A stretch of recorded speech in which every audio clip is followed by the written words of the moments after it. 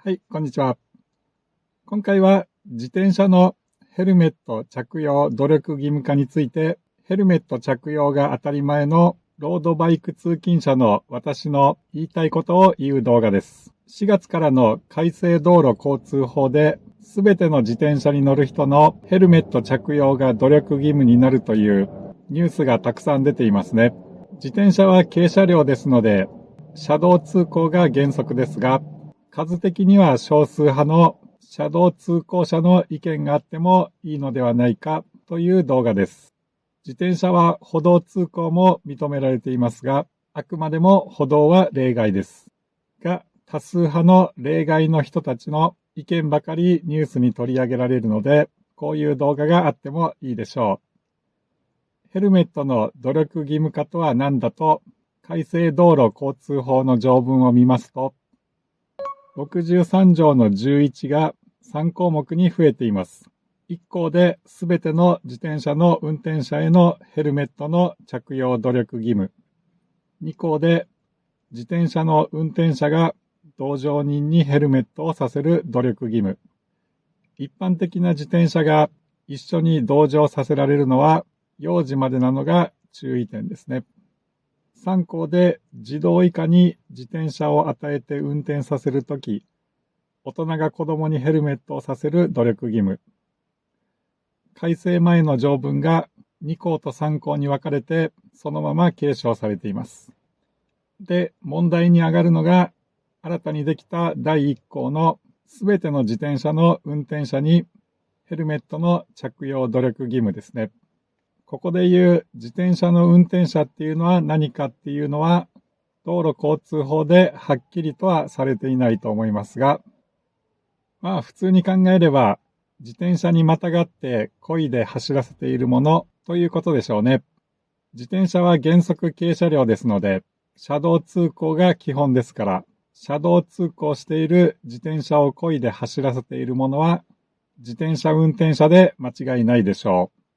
自転車は例外として歩道通行が認められていますし、その時は歩行者に注意しながら徐行通行が基本ですから、歩道は努力義務も例外という方がいらっしゃるかもしれませんが、すべての道路に歩道が整備されているわけではありませんから、歩道と車道の区別のない道路も必ず走ることになるわけですから、歩道でゆっくり徐行通行しかしないという人もヘルメットの努力義務の対象でしょうね。原則車道通行をしているロードバイク通勤者の私としては、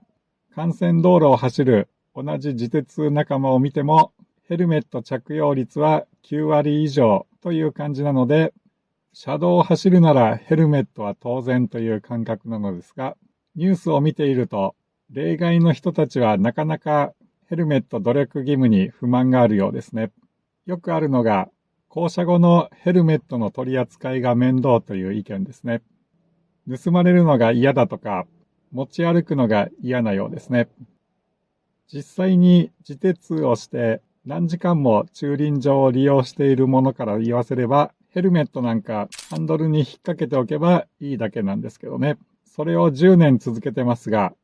一度も盗まれたことないですからね。私はハンドルに引っ掛けてますが、スポーツタイプの自転車でなければ、大抵前かごとかあるはずですから、そこにポーンと入れておけばいいんじゃないでしょうか。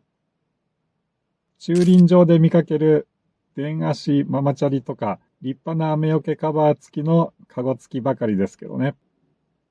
ヘルメットといってもピンキリですから、競技用の数万円するものもあれば、ネットで2000円台で大人用のものもありますから、よほどの高級ブランドスポーツバイク店に間違えていかなければ、街の利用なら1万円以下でたくさん売っています。駐輪場に何時間も止めるときに盗まれるのが心配な高級ヘルメットをかぶっていく人はいませんからね。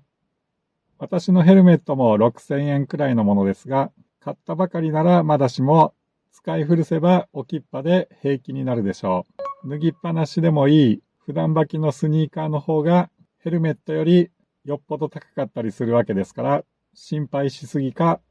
ヘルメットは持ち歩くものという固定観念に縛られていますね。人目が気になる、ダサい、髪がぺしゃんこになる、ということも理由になっていますね。これは意味不明ですね。自転車に乗る人の格好なんて自分以外誰も気にしてませんし、ヘアセットが崩れるのが嫌な人はそもそも自転車には乗らずに他の手段で移動するでしょう。ヘルメットなしでも風と汗でぐしゃぐしゃですからね。そんなことよりもヘルメットで助かる命の方が大切ですから。私も9年前に車道の左車線を走っていただけなのに、高齢運転者の車に後ろから追突されて路面に投げ出されてますから。その時はヘルメットをしてたから今でもピンピン暮らしてますけど、あの時のヘルメットにぼっこりへこんだ傷を思い出せば、この動画で語った冗談のような被らない理由は理由にならないということです。ということで、自転車にヘルメット努力義務、いいことじゃないですか派の意見は今回ここまでとさせていただきます。最後までご視聴ありがとうございました。